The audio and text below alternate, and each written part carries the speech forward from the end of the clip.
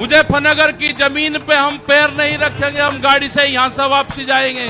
जब ये आंदोलन फतेह होगा, इस किसान और देश के जवान की जीत होगी, जब ही हम यहां पाएंगे।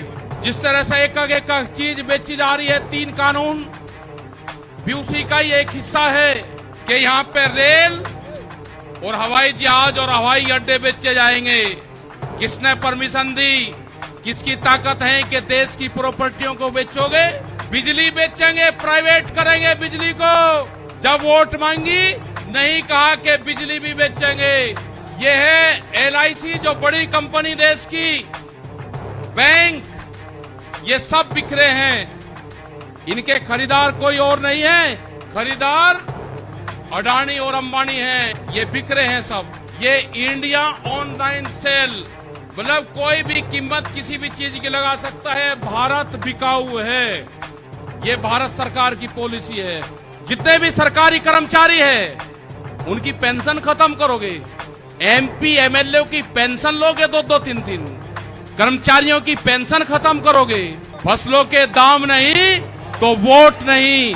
जब तक इस सरकारों को वोट की चोट नहीं दोगे, देश में बड़े बड़े आंदोलन ये चलाने पड़ेंगे। आज से जो संयुक्त मोर्चा ने फैसले लिए हैं, उसके तहत हमको बड़ी बड़ी मीटिंगें पूरे देश भर में करनी पड़ेगी। अब ये मिशन खाली मिशन उत्तर प्रदेश और ये नहीं उत्तराखंड, मिशन होगा संयुक्त मोर्चे का, देश बचाने का। ये देश बचेगा, ये संविधान बचेगा।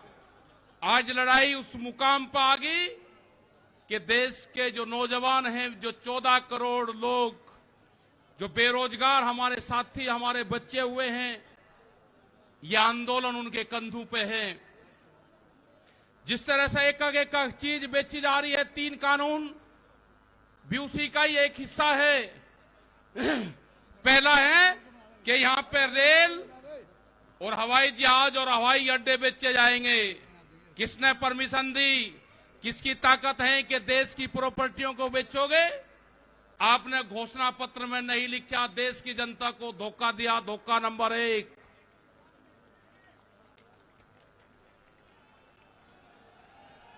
धोखा नंबर 2,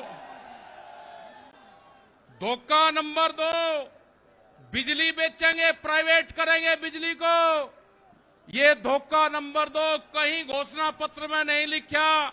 जब वोट मांगी, नहीं कहा कि बिजली भी बेचेंगे। ये सड़क बेचेंगे, पूरी सड़कों पर टैक्स लगेगा और NH के आसपास 500 मीटर तक अपनी कोई चाय की दुकान और गुमटी भी नहीं लगा सकता। अगर किसी ने चाय का खोखा रखा तो वह जमीन उसकी गांव समाज में निहित होगी। ये सड़कों को बेचने का काम करेंगे। ये देख लेना क्या क्या चीज बिक्री है। ये सेल फॉर इंडिया का बोर्ड देश में लग चुका है।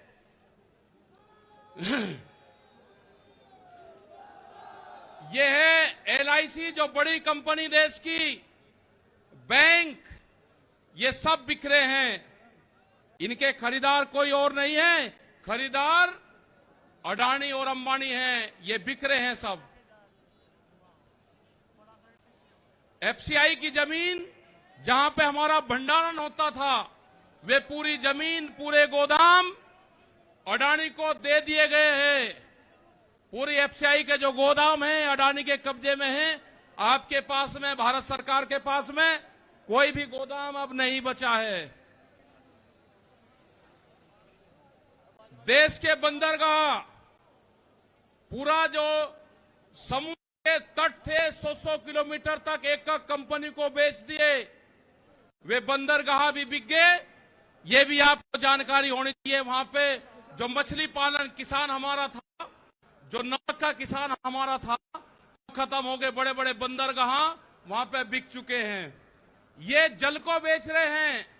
जल का पूर्ण रूप से प्राइवेट कंपनियों को नदियां बेची जा रही है। जो नदियां, जो जल हमारी जीवन रेखा होती थी, उनको बेचने का काम पूरे देश में करा जा रहा है।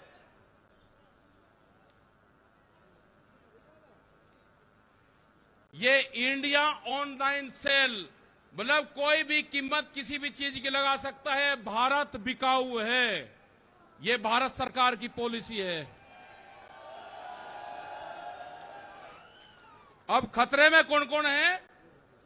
ओएनजीसी, बीपीसीएल, इस्पात, शिक्षा, प्राइवेट जो चिकित्सा हो रही है, और देश के संविधान भी खतरे में है। जो बाबा भीमराव अंबेडकर का संविधान था वो भीड़ में बता जा रहा है, हम उसको भी बता रहे हैं कि बाबा भीमराव अंबेडकर का संविधान भी खतरे में है, उसको भी बचाना है। और ये खेती किसानी जिससे ये आंदोलन शुरू हुआ, ये खेती और किसानी भी बिक्री के कगार पे है। हमारी समझ में जब आया, जब देश की खेती बिकने के कगार पाई, जब ही आंदोलन शुरू हुआ। उसके 3 कानून 9 महीने से किसान आंदोलन है वो करने को तैयार नहीं है। आज हालात यह है कि आपका 10 साल पुराना आगे के 10 साल पुराना ट्रैक्टर नहीं चलेगा, वो भी इसी में आता है। आपको बैंक में कर्जा आप दुगना ले लो, आपको बैंक दुगना कर्जा दे देगा। आपको बैंक कहेगा कि गोल्डन कार्ड बना दिया, आप कर्जा ले लो, फसलों के भाव नहीं आपको देंगे। हम जिस जमीन पर आए हैं, ये जमीन उत्तर प्रदेश की जमीन, और जहां पे मुजफ्फरनगर का जो क्षेत्र है ये गन्ने की बेल्ट है पूरी। क्या इन लोगों ने ये नहीं कहा कि जब अगर हमारी सरकार आएगी तो हम 450 रुपए गन्ने का भाव देंगे? ये कोई भाव देने को तैयार नहीं है। यहां पे सरकारें पहले भी आई जिन्होंने 80 रुपया रेट बढ़ाया, दूसरे वाली सरकार आई 50 रुपए रेट बढ़ाया। क्या योगी सरकार उन दोनों से कमजोर है? 1 रुपया रेट नहीं बढ़ाया। हमारा 12,000 करोड़ रुपया से ज्यादा आज शुगर फैक्ट्री पे सरकार पे बकाया है। अगर हम मांगते हैं तो कहते हैं जी ये राजनीति कर रहे हैं। अगर ये मुद्दे उठाने राजनीति है तो ये मुद्दे यहां के लोग उठाते रहेंगे। हमें बहुत तरह के एलिगेशन लगाए गए। हम 9 महीने से वहां पे हैं, आप लोगों के बीच से वहां पे गए। यहां पे मुजफ्फरनगर की जमीन पे हम पैर नहीं रखेंगे, हम गाड़ी से यहां से वापसी जाएंगे। जब ये आंदोलन फतेह होगा, इस किसान और देश के जवान की जीत होगी, जब ही हम यहां पाएंगे। अत्याचार बहुत है। यहां पे पुलिस फोर्स के लोग भी होंगे, यहां पे पुलिस फोर्स के लोग हैं, उनकी सैलरी 25 और 30 हजार रुपए है। ड्यूटी वे 24 घंटे देंगे। मास्टर जो प्राइमरी का टीचर है उससे आधी सैलरी उनकी होगी। वे आवाज नहीं उठा सकते, उनकी आवाज को दबाया जाता है। उनका जो क्वार्टर है वो 500-600 फीट में है। उनके क्वार्टर बड़े बड़े, उनकी सैलरी भी टीचर के बराबर उनकी सैलरी हो। वे ड्यूटी देते हैं 24 घंटे। जितने भी सरकारी कर्मचारी हैं उनकी पेंशन खत्म करोगे। एमपी एमएलए की पेंशन लोगे 2-2, 3-3। कर्मचारियों की पेंशन खत्म करोगे। आप देश में प्राइवेटाइजेशन करोगे तो रोजगार खत्म होंगे। हमारी समझ में एक बात नहीं आई, जो बड़ी बड़ी कंपनी 67,000 और 1 लाख करोड़ रुपया सरकार का लेकर भाग जाती है, उन्हीं को ही फिर बड़ी बड़े संस्थाएं बेच रहे हैं। वो पैसा कहां जा रहा है? अगर पूरे हमारे संस्थाओं के रेलवे बिक्री है, रेल के 4.5 लाख कर्मचारी बेरोजगार होंगे। मैंने जो सफाई कर्मचारी है उनसे बातचीत करी, रेलवे के या किसी भी नगर पालिका के हों, 5 और 6 हजार रुपए में वे सफाई कर्मचारी बार्मिक समाज के लोग नौकरी करेंगे। यहां पे अगर ठेका पड़ता होगी तो रोजगार जाएंगे। अगर प्राइवेट कंपनी के हाथ में ये कंपनी आ जाएगी, जिस तरह से रेलवे गई, 4.5 लाख कर्मचारी बेरोजगार होंगे। जो रेहड़ी पटरी के लोग अपना रोजगार चलाते थे, वे 4.5 करोड़ लोग हैं, वे बेरोजगार होंगे। बड़ी बड़ी एमेजॉन जैसी कंपनी आ रही है जो इस देश में व्यापार करेंगी, इस देश में मॉल खुलेंगे। वे हमारे मजदूर भाई कहां जाएंगे? ये उनकी भी लड़ाई है। ये लड़ाई जितनी भी संस्थाएं बिक्री है उसकी लड़ाई है। और आपने आगे की और हम बात बता देना चाहते हैं, ये लड़ाई शुरू हुई 3 काले कानून से। ये लड़ाई शुरू हुई एमएसपी पे गारंटी कानून से। हमने एक ही जिले का एक डाटा भारत सरकार को दिया, यहां उत्तर प्रदेश के अधिकारियों को दिया, यहां के मुख्यमंत्री को दिया। रामपुर जिले में जो मंसूरी धान की खरीद होती है वो बिहार में पैदा होता है, उसको बेच रहा है यहां पे। वो पंजाब जाता है, हरियाणा जाता है। बड़े व्यापारी का धान फसलें एमएसपी पे बिकती है, किसान की 10 से और 15% बिकती है। यह आपको समझना होगा। पूर्ण रूप से फसलों के दाम नहीं तो वोट नहीं, ये नारा लगाना पड़ेगा। फसलों के दाम नहीं तो वोट नहीं। जब तक इस सरकारों को वोट की चोट नहीं दोगे, ये दोनों बाहरी लोग हैं, इनको यहां से जाना होगा। अमित शाह, मोदी और योगी ये चुनाव जीत का है, ये उत्तराखंड से चुनाव जीत के प्रधानमंत्री बने, कोई ऐतराज नहीं। उत्तर प्रदेश की जमीन से जीत के गुजरात में गुंडागर्दी के दम पे आना हो, वहां पे पुलिस स्टेट है, वहां पे जीत के देश प्रधानमंत्री बने, कोई ऐतराज नहीं है। लेकिन उत्तर प्रदेश की जमीन पे ये दंगा करवाने वाले लोग हैं, इनको यहां पे बर्दाश्त यहां की जनता नहीं करेगी। ये मिशन जो संयुक्त मोर्चे का है ये तय हो चुका है। अगर हमारे को शहीद होना पड़ेगा तो हम मोर्चे पर होएंगे, या तो जीत का आएंगे, बगैर जीते नहीं आएंगे वापसी। ये